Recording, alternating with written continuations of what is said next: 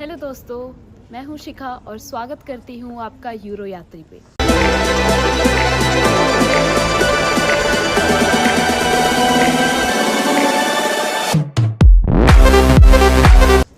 आज की वीडियो होने वाली है अकोमोडेशन इन जर्मनी के ऊपर। अगर आप भी जर्मनी आ रहे हैं या यहाँ पे मूव होने की सोच रहे हैं तो कैसे आप अपने लिए अकोमोडेशन चूज़ कर सकते हैं, जानेंगे इस वीडियो में। इस वीडियो में मैं अपने पर्सनल एक्सपीरियंसेस भी शो करूँगी, कैसे मुझे यहाँ पे अकोमोडेशन मिला, मुझे क्या क्या प्रॉब्लम फेस करनी पड़ी, और इस अकोमोडेशन हंटिंग के दौरान मेरे साथ एक स्कैम भी हुआ है, वो भी आगे वीडियो में डिस्कस करेंगे। इसके साथ ही दोस्तों, वीडियो के एंड में हम इन प्रॉब्लम से रिलेटेड कुछ सॉल्यूशन भी डिस्कस करेंगे। तो चलिए करते हैं वीडियो को स्टार्ट। तो सबसे पहले अकोमोडेशन सर्च करने के लिए यहाँ पे काफ़ी सारी ऑनलाइन वेबसाइट्स हैं, जिनकी वेबसाइट्स पे जाके आप विज़िट कर सकते हैं और अपनी बुकिंग कर सकते हैं अकोमोडेशन की ऑनलाइन। कुछ वेबसाइट हैं जैसे कि वेके Gesucht, Spot a Home, Wunderflats, Berlin Novo, ImmobilienScout और हाउसिंग एनीवेयर। मैंने भी इंडिया से ही इन वेबसाइट्स पे देखना स्टार्ट कर दिया था और स्टार्टिंग में मेरा बजट था 500 यूरोज़। मुझे बर्लिन में अपार्टमेंट चाहिए था और यहाँ पे अपार्टमेंट लेना is not an easy task. जो अपार्टमेंट्स मेरे बजट के थे और मुझे पसंद आए, उनमें वेटिंग टाइम ही काफ़ी लंबा था, यानी 3 महीने से लेके 18 महीने तक उनका वेटिंग टाइम था। इतना तो वेट नहीं कर सकती थी। और जब मेरी वीज़ा फ्लाई होने की डेट भी पास आ रही थी, मेरे पास कोई अपार्टमेंट था नहीं, मुझे ऐसा कुछ इमीडिएट शिफ्टिंग के लिए मिला नहीं अपार्टमेंट। तो एंड में जाके मैंने अपनी बजट को 500 से 800 यूरोज़ में किया और दोबारा अपार्टमेंट्स इन वेबसाइट्स पे ही देखने स्टार्ट किए। एंड में जाके मैंने काफ़ी सारे अपार्टमेंट्स के लिए बुकिंग रिक्वेस्ट दी और 3 जगहों से मुझे कंफर्मेशन मिली अपार्टमेंट्स के लिए। तो बात करते हैं क्या थी उन अपार्टमेंट्स की स्टोरी। पहला अपार्टमेंट जो मेरी प्रायोरिटी पे था वो था वंडर फ्लैट्स का प्राइवेट स्टूडियो अपार्टमेंट।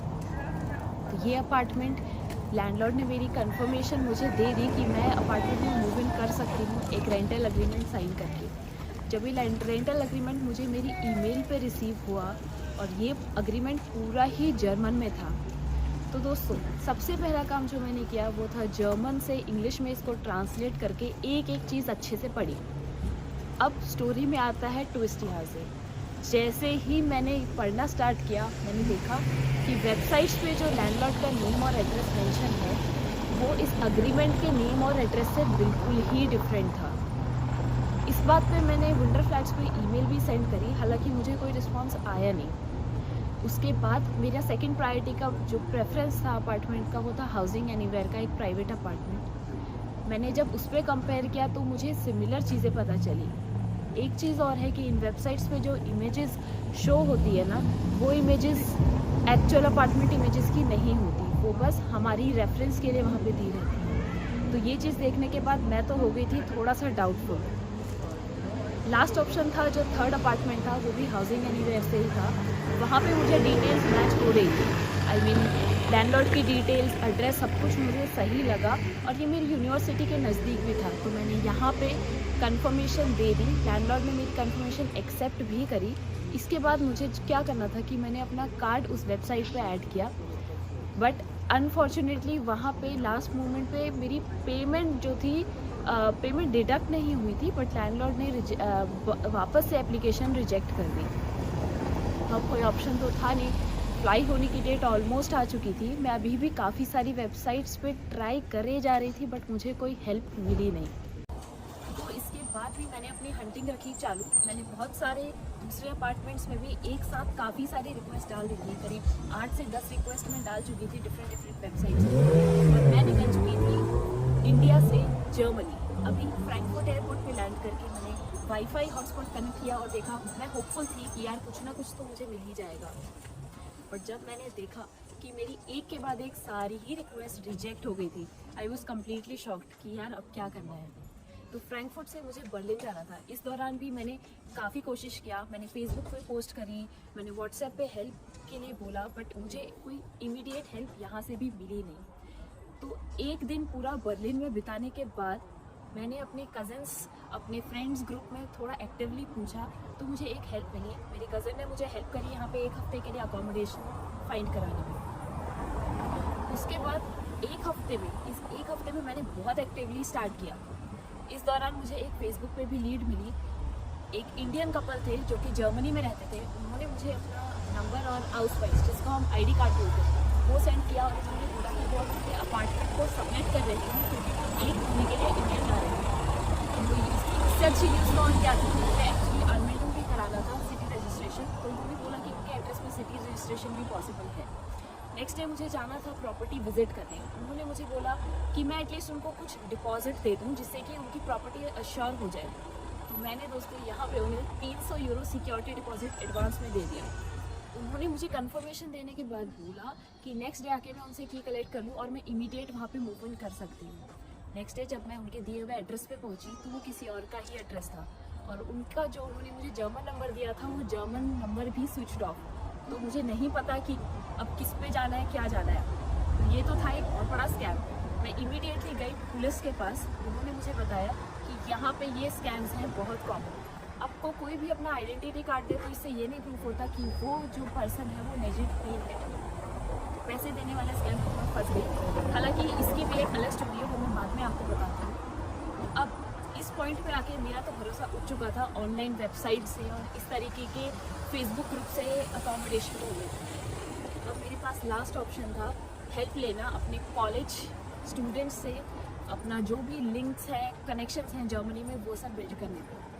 तो मैंने ऐसे ही एक्टिवली व्हाट्सएप और टेलीग्राम ग्रुप्स में अपने कॉलेज के जो स्टूडेंट्स थे उनसे कनेक्ट किया और वहीं से मुझे मेरे एक सीनियर के थ्रू लीड मिली, जहाँ पे मुझे एक सबलेट अपार्टमेंट मिला मेरे कॉलेज के ही पास।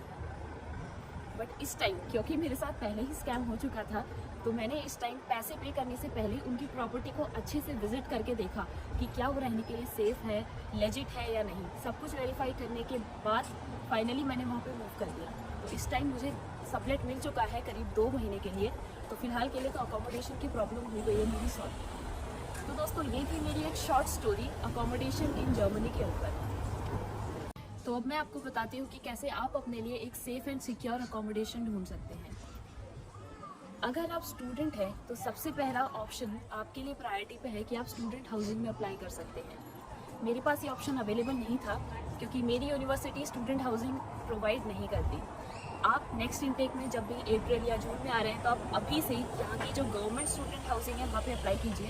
उसका वेटिंग टाइम थोड़ा ज़्यादा रहता है, बट अगर आप अभी से अप्लाई करेंगे तो बहुत ज़्यादा चांसेस है कि आपको मिल सकता है। रीज़न इसका ये है कि स्टूडेंट हाउसिंग में सेफ्टी रहती है और यहाँ पे स्कैम्ड होने के चांसेस भी ऑलमोस्ट ना के बराबर हैं। इसके अलावा अगर आपके पास ये ऑप्शन नहीं है तो आप यहाँ पे देख सकते हैं, अगर आपके कोई भी फ्रेंड्स, सीनियर्स, कलीग्स या रिलेटिव जर्मनी में रहते हैं तो आप उनकी हेल्प ले सकते हैं। एटलीस्ट 1 वीक के लिए आप उनके साथ रह के यहाँ पे इंडिविजुअली इन पर्सन जाके देख सकते हैं अपने अपार्टमेंट। क्योंकि ऑनलाइन से मैं प्रेफर करूँगी कि आप ऑफलाइन जाके देखिए अपने अपार्टमेंट्स को। इससे क्या रहता है, एक तो आपको पहले पेमेंट नहीं करनी पड़ती, दूसरा आप प्रॉपर्टी को जाके विजिट कर सकते हैं, तो स्कैम्ड होने के चांसेस भी होते हैं कम।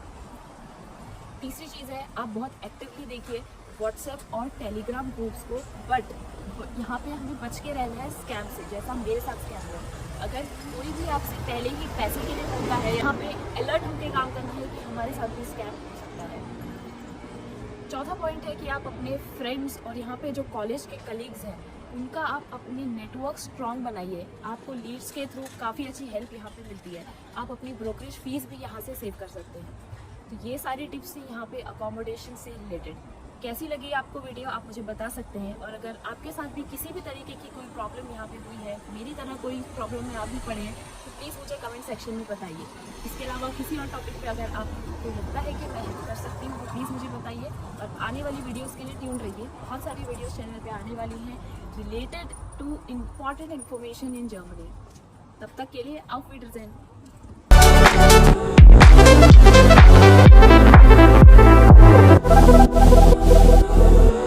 They'll be calling me royalty.